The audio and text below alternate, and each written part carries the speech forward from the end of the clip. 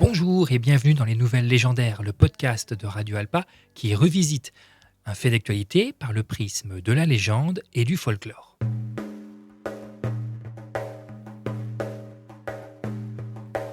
Il existe une légende portugaise mise en chanson au XIIIe siècle qui raconte ceci.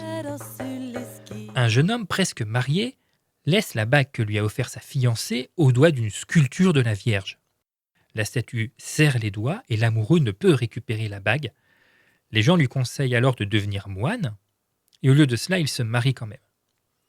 La nuit de noces, Notre-Dame apparaît aux côtés du lit du nouveau marié et lui rappelle la promesse qu'il a faite avec la bague, ce serment qui en découle. Le jeune homme prend peur et part faire une vie de solitude comme un ermite.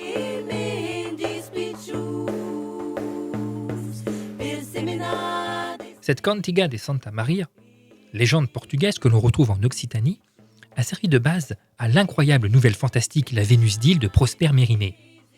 Mort il y a 150 ans, septembre 2020, mais dont personne n'a vraiment parlé.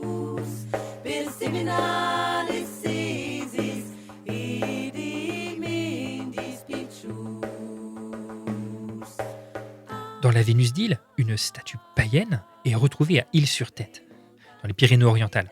Et un jeune homme, Alphonse, qui va se marier, glisse entre les doigts de la statue sa bague de fiançailles. Car elle le gênait pour jouer à la paume. Mais quand il veut la retirer de cette statue de bronze, c'est impossible. Ce qui le fait flipper. Il sera finalement tué par la statue subitement animée, qui entrera dans son lit et l'écrasera sous son poids. La mystérieuse Vénus retournera sur son socle où est inscrit « Cave amantem », que l'on peut traduire par « Et si je t'aime, prends garde à toi ».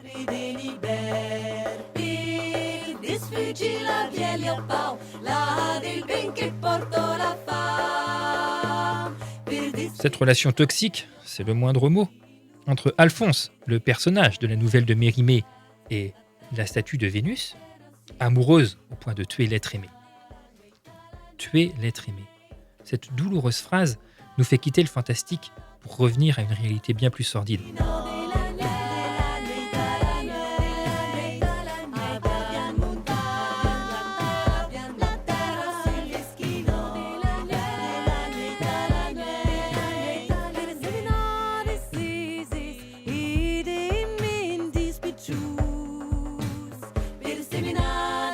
En 2020, le nombre de féminicides s'est monté à 90 femmes tuées, pour 146 en 2019.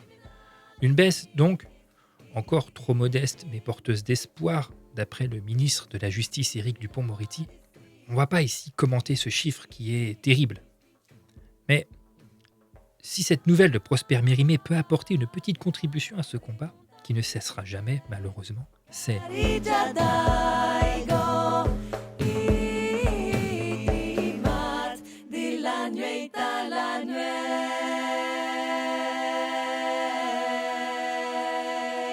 Madame, mesdames, même s'il vous aime, prenez garde à vous.